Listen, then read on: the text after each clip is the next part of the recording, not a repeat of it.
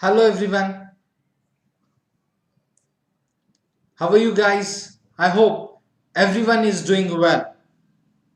Yes, now upcoming Sunday we have Unacademy Combat. So please enroll yourself using code RBI Live for upcoming combat on 20th February in the morning 11 o'clock. Yes. So these are our special classes on Unacademy app. You can download Unacademy app and enroll yourself for these special classes.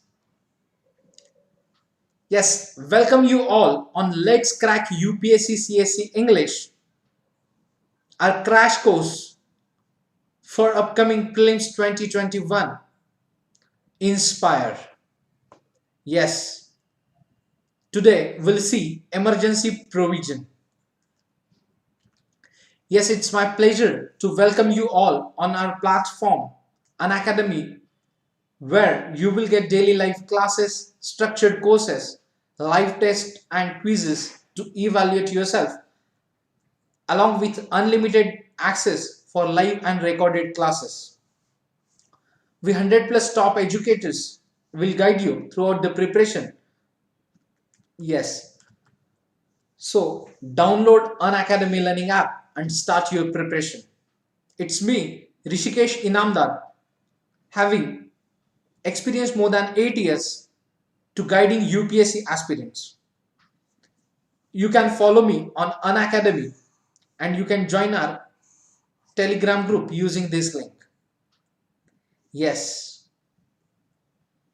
those aspirants are in confusion from which subject they should start their preparation. So now need not to worry of this question or confusion. We have 15,000 plus courses available on our platform. So you can start your UPSC CSE preparation now and prepare yourself. Like we have modules for the polity, governance and international relations, history, Indian economy, environment and ecology and many more. Yes. Yes friends, these are the two options for you, plus an iconic subscription where you can start your preparation with her paid courses. And again, when you will use code RBI Live, you will get 10% discount in your subscription. And when you will apply code RBI Live, me and my team will mentor you throughout your preparation. Yes, these are recent batches. Yes, you can join these batches, and we also have 1 year, 2 years and NCRT batches along with free tests, like we have weekly tests and also regular doubt sessions. So you can ask any doubt to our educators and they will help you regarding the same. Yes, these are the subscription combinations available on Unacademy platform. Again, you can use referral code RBI Live to get 10% discount. Yes, friends. Now we'll start today's topic. Yes, with emergency provisions in India. And before that, yes, once again, do not forget to enroll yourself for the special classes. I'm conducting special classes on Unacademy app. Yes, so please download and enroll yourself. Now, emergency provisions in India. I hope everyone is aware about this term emergency. Now, how this word relates with our constitution. Yes. And Is there any provisions mentioned in our constitution related with emergency? So yes, we'll see all those provisions along with types of emergencies as well. Sorry. Yes, the emergency provisions are contained in 18th part of our Indian Constitution, where Article 352 to Article 360 deals with the emergency. Yes. Now, here, just remember that part 18th of our Indian Constitution and Article 352 to 360 deals with the emergency provisions. Now, these provisions enable the central government to meet any abnormal situation effectively. Yes, these emergency provisions are in part to the central government to meet any abnormal situation in effective manner. So the rationality behind the incorporation of these provisions in the constitution is to safeguard the sovereignty, unity, integrity and security of the country and the democratic political system and the constitution. Yes. Now, during an emergency, the central government becomes all powerful and the states go into the total control of the center. Now, in case of emergency, central government becomes powerful. Yes, and states or the state government or states go into the total control of the central government. Now, it converts the federal structure formal amendment of the constitution. Now, this kind of transformation of the political system from federal, yes, so this kind of transformation of the political system from federal during normal times to unitary during emergency is a unique feature of the Indian Constitution. Yes.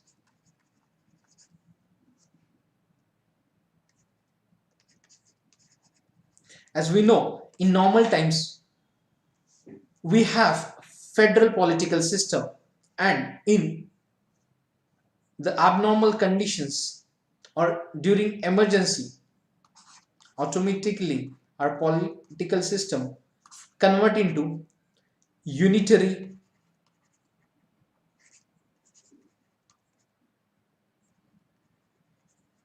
situation. Yes.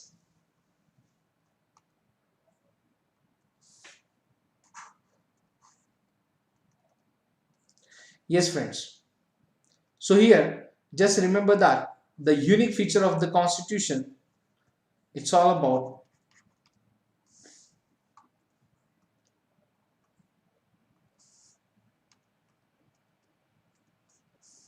normal and abnormal situation. Yes. So the unique feature of the Constitution is that to convert federal political system into the unitary one during the emergency. Now, in the same context, yes, Dr. B.R. Ambedkar observed in the Constituent Assembly and he stated that all federal systems, including American, are placed in a tight mood of federalism. So no matter what the circumstances, it cannot change its form and shape. So it can never be unitary. On the other hand, the Constitution of India can be both unitary as well as federal according to the requirements of time and circumstances. Yes, what he mentioned in the Constituent Assembly.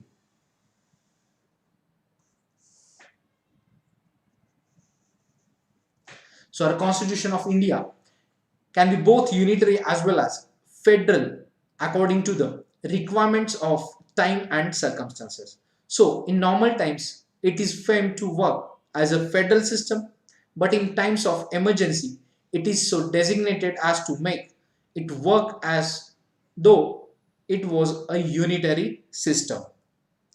Yes.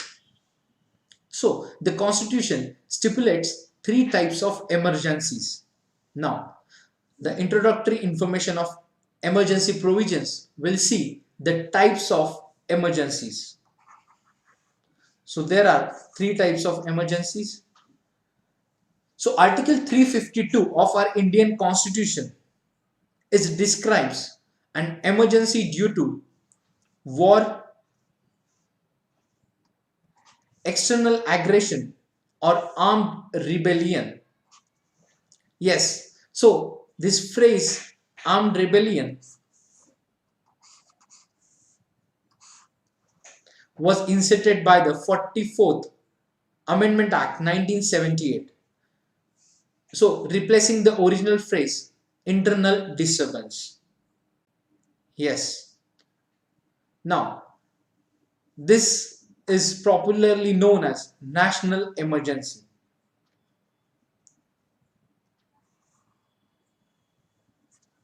Yes. So Article 352 describes national emergency in our Constitution. Now the Constitution employs the expression proclamation of emergency to denote an emergency of this type. Right. Next. Next, Article 356. Yes, an emergency due to the failure of the constitutional machinery in the states. So, this is popularly known as President's Rule.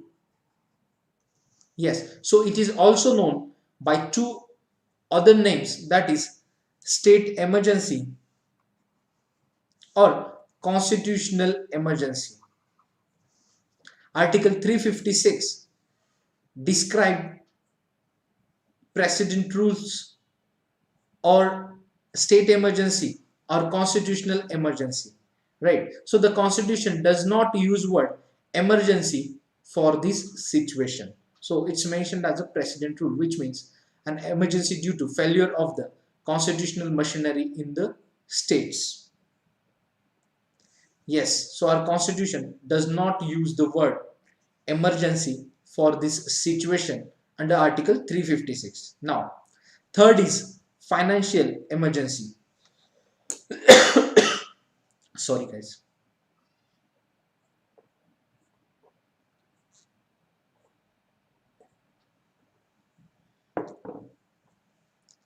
Yes.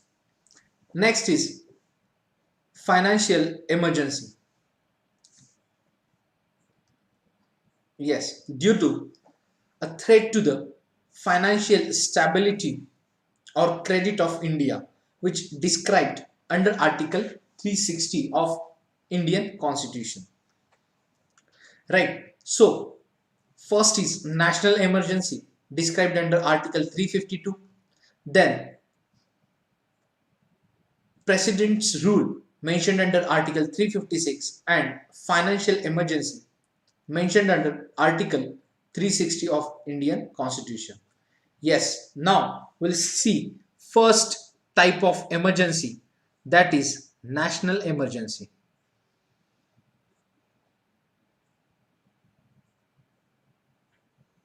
Yes. Now we'll see national emergency. So, national emergency, grounds of declaration. Article 352 of our Indian Constitution. The President can declare a national emergency when the security of India or a part of it is threatened by a war or external aggression or armed rebellion. Yes, President of India can declare a national emergency when the security of India or a part of Indian territory is threatened by war or external aggression or armed rebellion. Yes, it may be noted that the president can declare a national emergency even before the actual occurrence of war or external aggression or armed rebellion. Yes, if he is satisfied that there is an imminent danger. Yes. So the president can also issue different proclamations on grounds of war, external aggression, armed rebellion, or imminent danger thereof, whether or not there is a proclamation already issued by him or such a proclamation is in operation. Yes, so our president can also issue different proclamation on grounds of war, external aggression, armed rebellion, or imminent danger thereof, whether or not there is a proclamation already issued by him and such a proclamation is in operation. For example, there is already a proclamation related with this. Again, he can issue fresh or new proclamation. Yes, now it can be issued when an already existing proclamation is in force too, right? So this provision was added by the 30th Amendment Act of 1975. Yes. Now, when a national emergency is declared on the ground of war or external aggression, it is known as external emergency. Yes. Now we'll see the two types of, again, national emergency.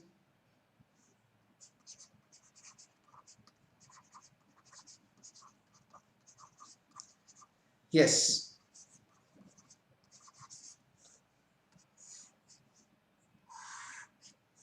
So one is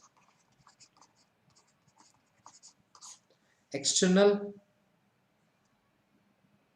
and one is internal. So the national emergency is declared on the ground of war or external aggression is known as external national emergency.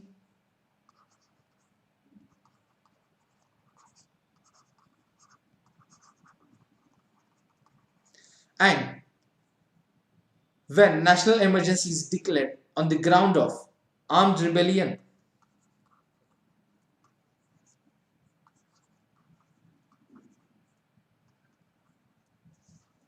which is known as internal national emergency.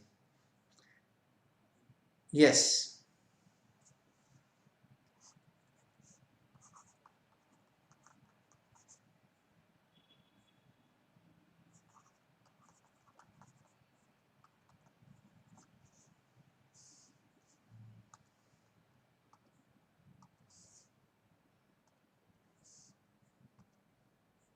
Yes, friends. Right. So there are two types of national emergency. One is external, second is internal. External means on the ground of war or external aggression, and another one on the ground of armed rebellion. Yes, next. A proclamation of national emergency may be applicable to the entire country or only a part of it. Yes, so here we can say that, or which means this proclamation of national emergency may be applicable to the entire country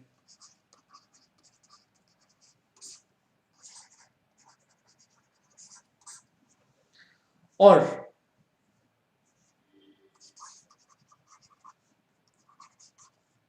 part of the country. So the proclamation of national emergency is applicable on the situation, like for example throughout the country or any particular part where this war, aggression or armed rebellion is took place or takes place, right?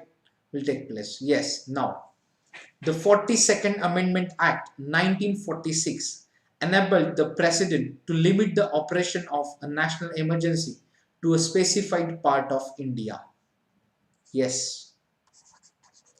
So this is under 42nd Constitutional Amendment Act of 1976, which enabled the President of India to limit the operation of a national emergency to a specified part of India. Yes. Now, the President, however, can proclaim a national emergency only after receiving a written recommendation from the Cabinet. Yes.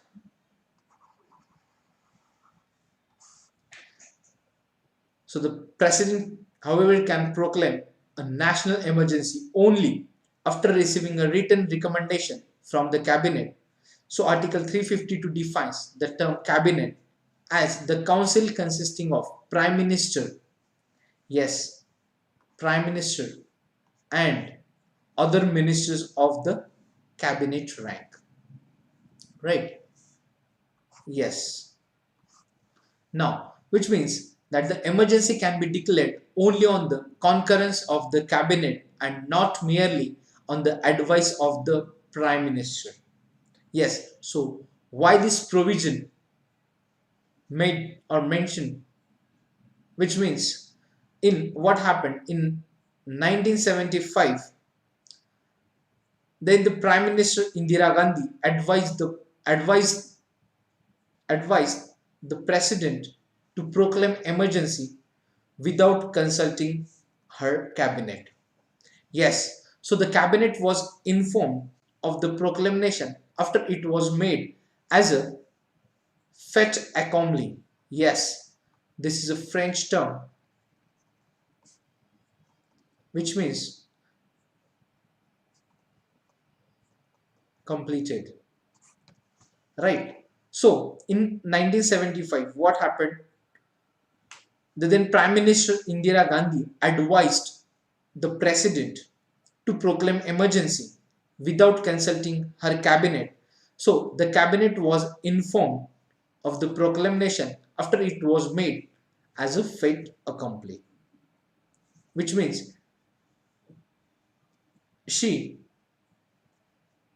informed to the proclamation after the completion of process or announcement of the or declaration of the emergency. Yes, so the 44th Amendment Act 1978 introduced this safeguard to eliminate any possibility of the Prime Minister alone taking a decision in this regard. Yes, 44th Constitutional Amendment Act 1978 introduced this safeguard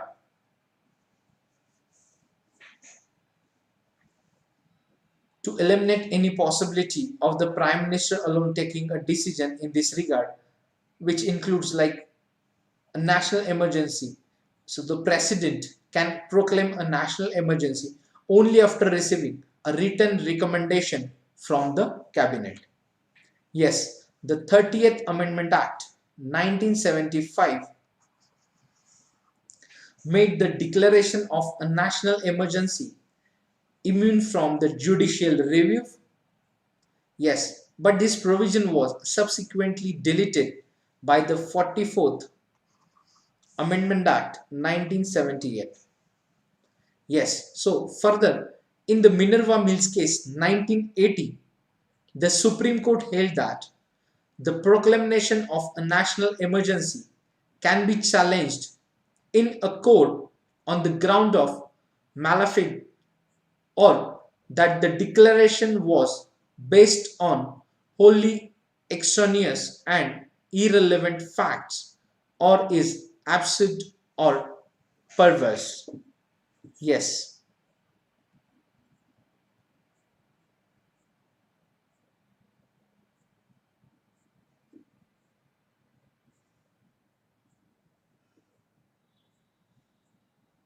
Now,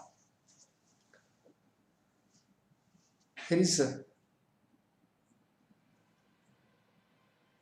30th Amendment Act of 1975 made the declaration of national emergency immune from the judicial review, but this provision was subsequently deleted by the 44th Amendment Act 1978. And once again, in the Minerva Mills case 1980, the Supreme Court held that the proclamation of a national emergency can be challenged. Yes, can be challenged in a court on the ground of malafide or the declaration was based on wholly extraneous and irrelevant facts or is absurd or perverse.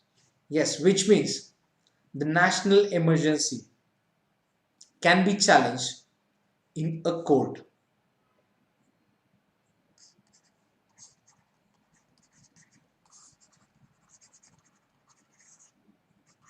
Yes, now parliamentary approval and duration. So the proclamation of an emergency must be approved by both the houses of parliament within 1 month from the date of its issue. Yes, so such proclamation of emergency must be approved by the House of Parliament.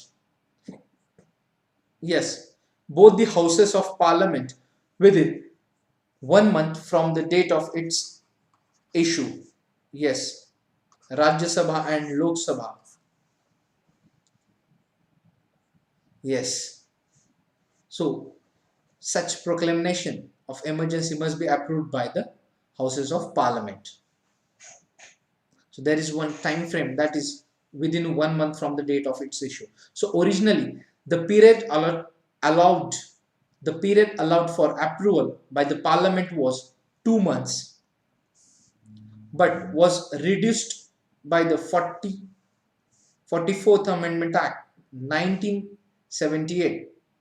This 2 months period was reduced to 1 month.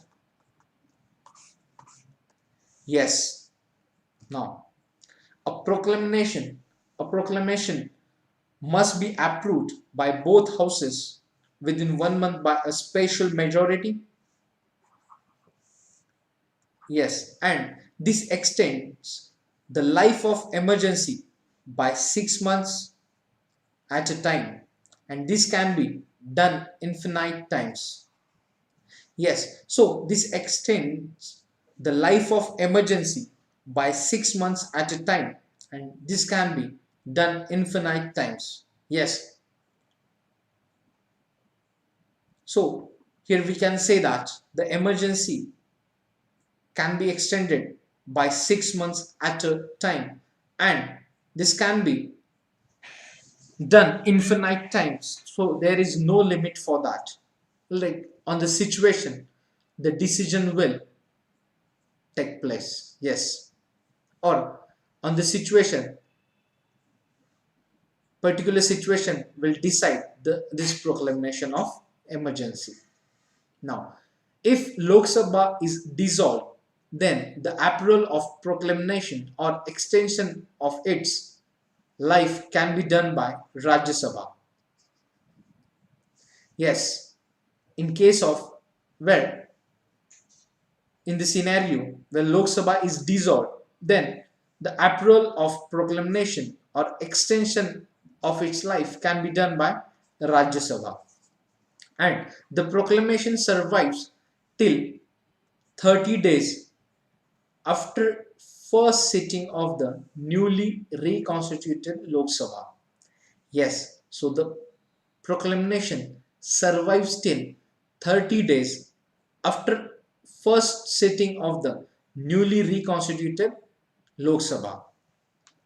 Yes, after that we'll see revocation of proclamation. Yes,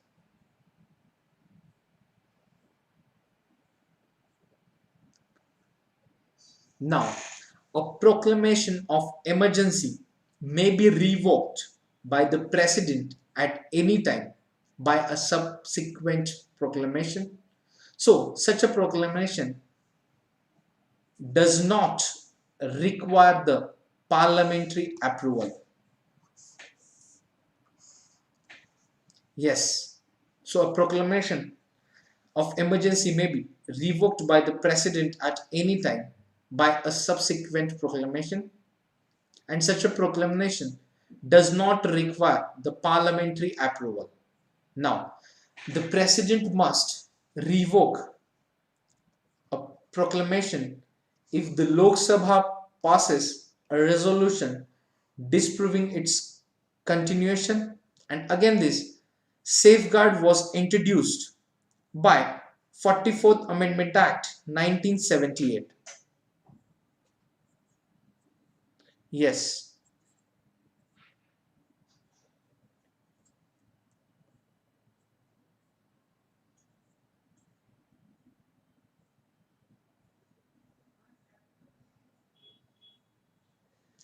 So, the President must revoke a proclamation if the Lok Sabha passes a resolution disapproving its continuation, which means Lok Sabha passes a resolution to discontinue this proclamation. So, again, this safeguard was introduced by 44th Amendment Act 1978. Now, before the amendment, a proclamation could be revoked by the president on his own and the Lok Sabha had no control in this regard. Yes. And now just remember, Rajya Sabha has no role in revocation. Yes, so these are the provisions related with the revocation of proclamation. Now, we'll see effects of national emergency. Yes.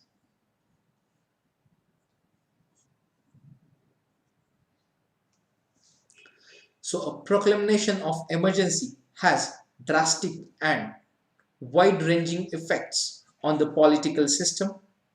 So these consequences can be grouped into three categories, like effects or effect on the center-state relations, effect on the life of the Lok Sabha and State Assembly, effect on the fundamental rights. Yes.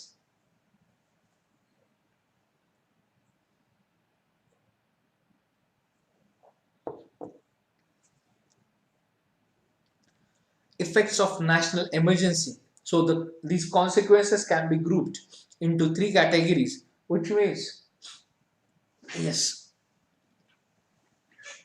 guys, sorry. Now, effects of the center-state relations, effect on the life of the Lok Sabha and State Assembly, and effects on the fundamental rights. Yes.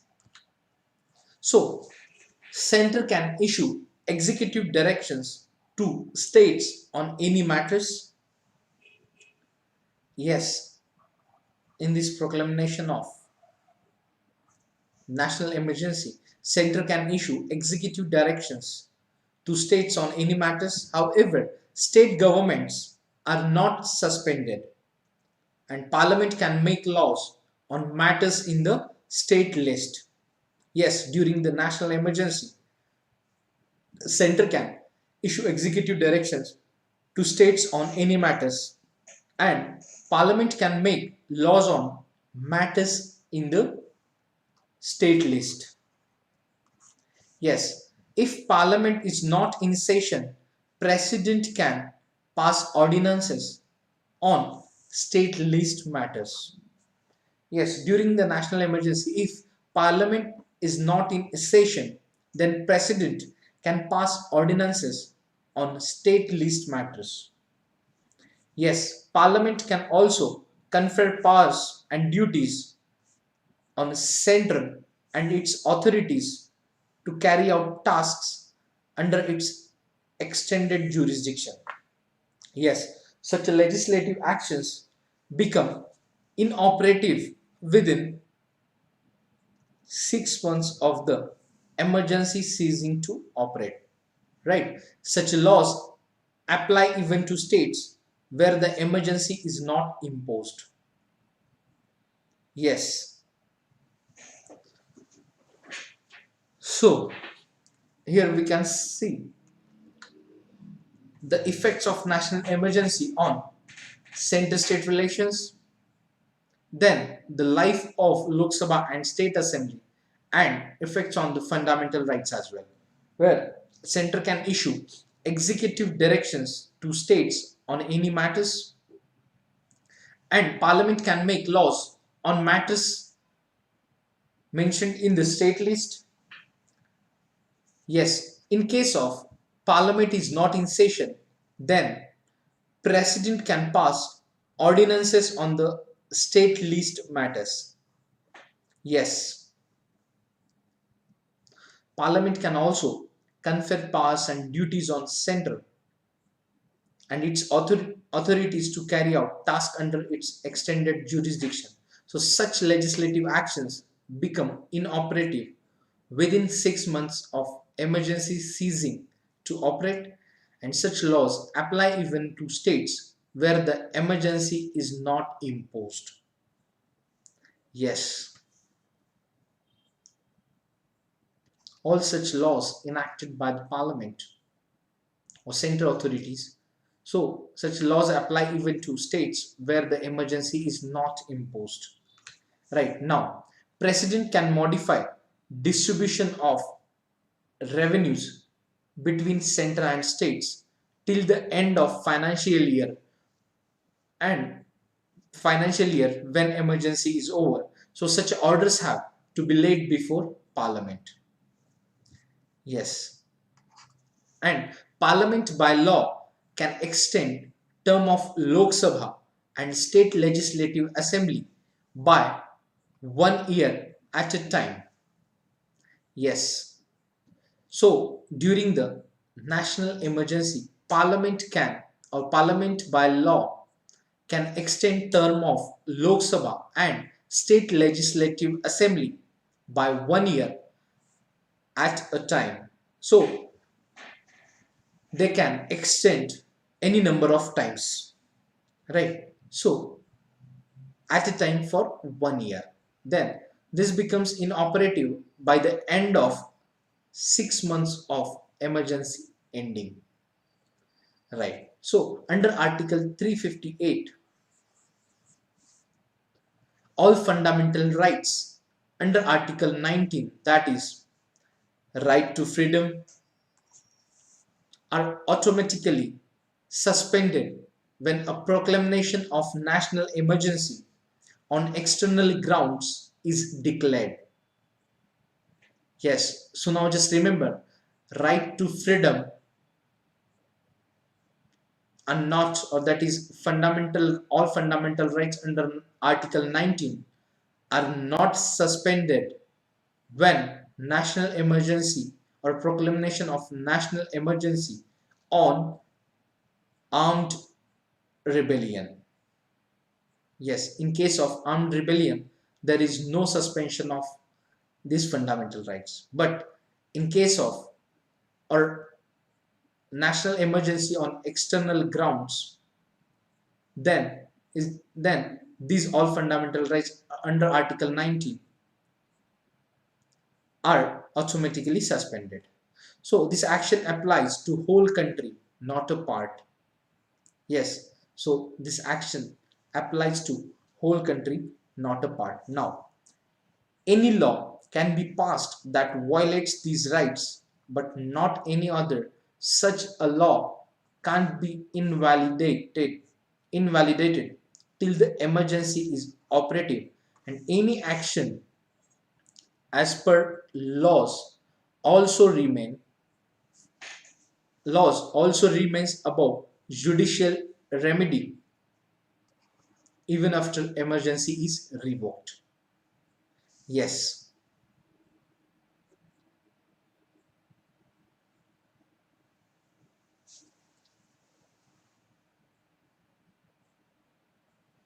So under Article 359, a presidential order can be passed disallowing people from seeking judicial remedy to enforce other fundamental rights, that is Article 14 to 32, that are specified in that order. Yes.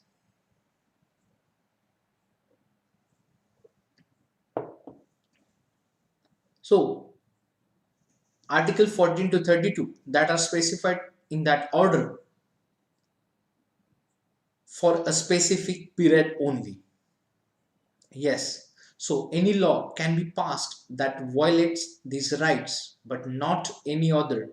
Such a law can't be invalidated till the emergency is operative.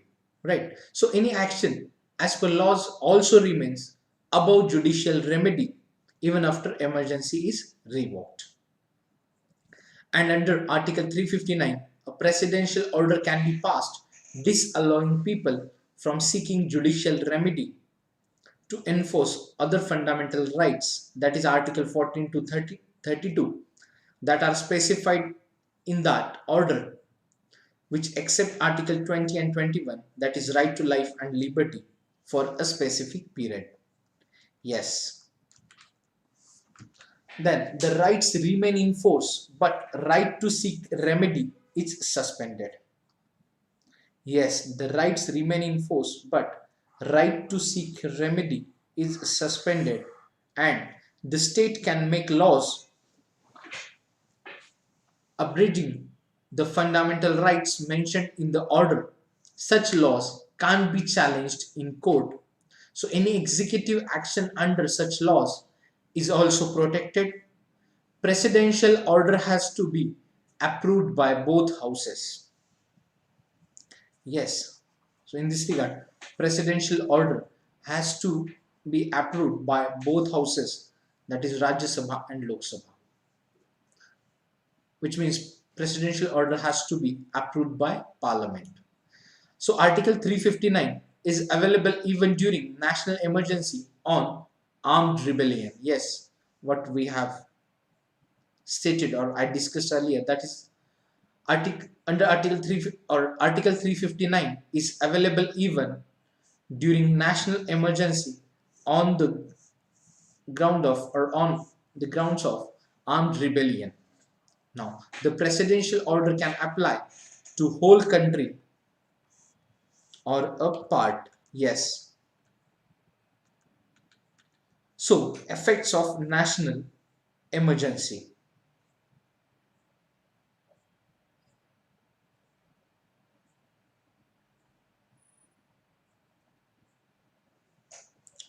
Yes, so these are the effects on the center-state relations, on the life of Lok Sabha and State Assembly, and effect on the fundamental rights. Yes. Now, it's all about what we have covered today, that is provisions of emergency, and we have covered all provisions related to the national emergency. In the next lecture, we'll continue with the part of emergency provisions and we'll see remaining provisions mentioned under this part. Yes, in the topic emergency provisions. Now, yes, as I have informed you all at the beginning of lecture, that is Unacademy Combat, which is scheduled on 20th February 2021 in the morning 11 o'clock. So use code RBI Live to enroll further Unacademy Combat, and here is the chance to win